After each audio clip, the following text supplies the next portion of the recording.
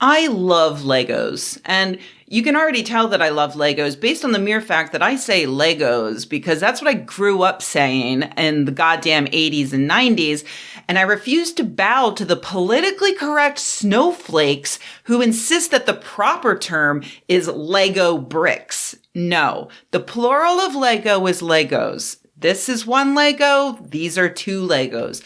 I will die on this hill. I will step on these Legos in my bare goddamn feet. Cry about it, sheeple. Anyway, I got into Legos as a kid thanks to the mini sets that my two big brothers owned. We had so many Legos that we dumped them all into two enormous duffel bags. And when it came time to play with them, we'd pour them all out over my brother's room's carpet and build together, occasionally looking up from instruction sheets to ask someone for, a blue 2x3 or a wing or a satellite dish. My favorite things were the entirety of the space sets or just the horses from the castle sets. Horses in space were my specialty. Eventually, Lego debuted the pirate sets, at which point I went all in on seahorses. Not seahorses, but like land horses that rode around on pirate ships and plundered all day with monkeys on their back.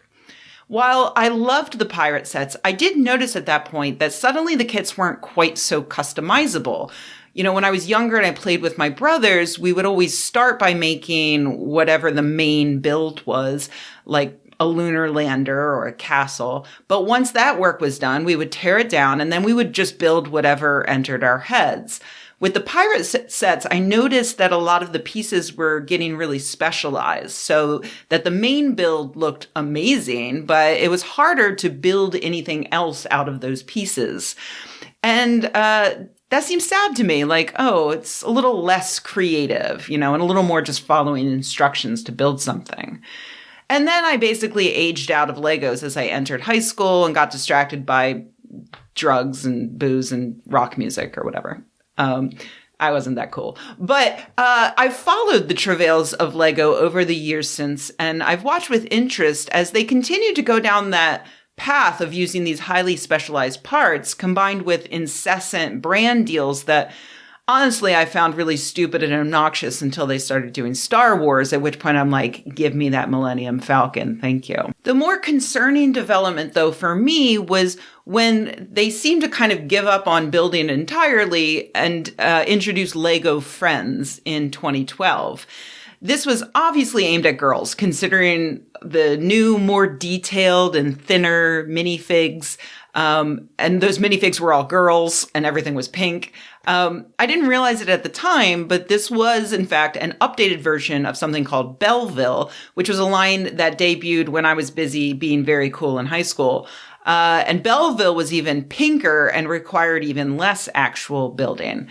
But Lego Friends came out in the age of social media, so it was pretty well known by then. And I'll be honest, I thought it was kind of gross because it seemed less like Lego and more like Barbie. And, for the record, I also played with Barbie as a child, but it's good to have balance. And Legos always required real building and creativity, but this seemed to have none of that and a lot of stereotypical girly stuff. So I was surprised when I saw that a lot of parents of young girls, including parents I knew valued science and math and creativity for all genders, came out in defense of Lego Friends because their kids loved it. They pointed out that their girls really enjoyed it and it did actually require some building.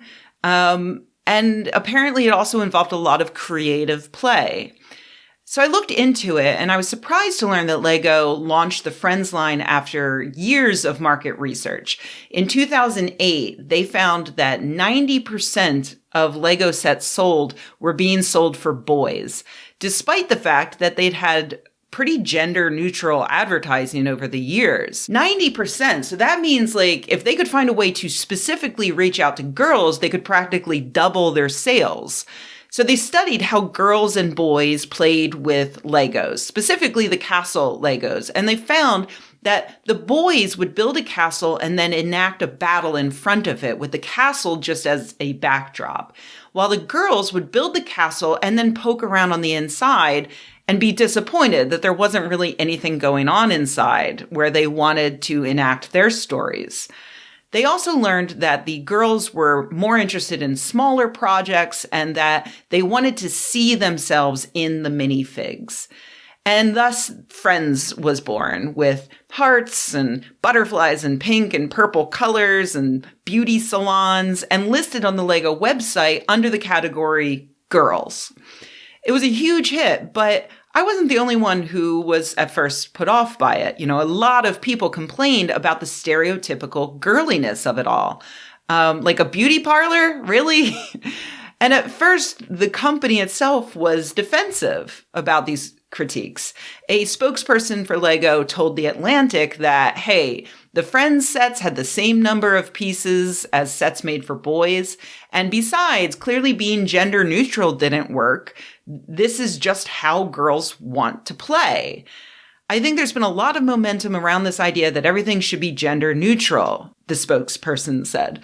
That's not what we're striving for. We don't see anything wrong with the natural ways that children are choosing to play. We try being gender inclusive. But is it gender inclusive to label certain sets girl? To make all the characters girls and to put them in a special category on your website as though girl is just a modifier like space or pirate? Does that tell girls that the rest of the site isn't for them? And does it tell boys that Friends are not for them? But if they didn't label things that way, on the other hand, would parents even think to buy LEGO sets for their little girls? A few years later, it seems as though LEGO executives heard those criticisms and they were actually interested in doing something about it. This week, in honor of the International Day of the Girl, LEGO partnered with the Gina Davis Institute on Gender and Media to explore the issue further by surveying 7,000 families from 7 different countries about how parents and children feel about not just toys, but also gender roles. What they found was pretty interesting. For a start, it turns out that, it's mostly the parents who are the problem here. Most girls and boys, though more girls than boys, said it was okay for girls to play football or for boys to practice ballet. But their parents were almost 5 times as likely to encourage girls over boys to engage in dance and dress-up activities, and over 3 times as likely to do the same for cooking and baking. Adversely, they are almost 4 times as likely to encourage boys over girls to engage in program games and sports, and over twice as likely to do the same when it comes to coding toys. They also found that boys were more likely than girls to think of activities as being gendered, and thus off limits to themselves. So this isn't just about only offering girls stereotypically girly toys to play with.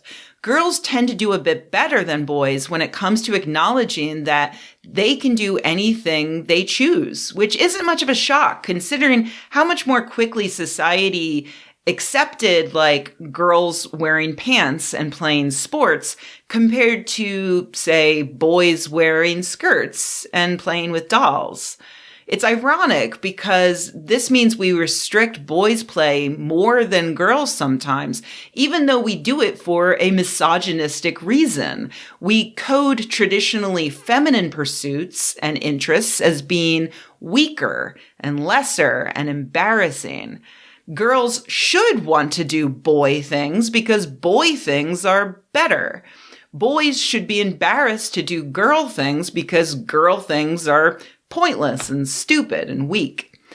How do we fix this? Honestly, one toy company isn't going to fix it. But I am happy to say that they're making the effort. LEGO's launched a campaign to increase gender inclusivity by championing female role models, not just for girls to see, I can do anything, but for boys and for their parents to see that.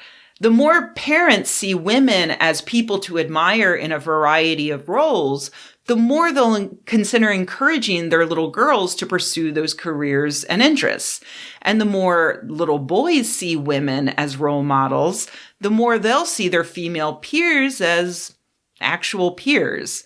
The more we normalize women as equals, the less we're going to put down traditionally feminine things like pink and flowers and dance and caregiving, and more boys will feel comfortable trying those things on. Like I say, this is much bigger than Legos, but I'm happy to see a large corporation continuing to explore their role in a complicated system that currently serves to limit the potential of both boys and girls. Also, please bring back the pirates. I would buy those sets. Thank you.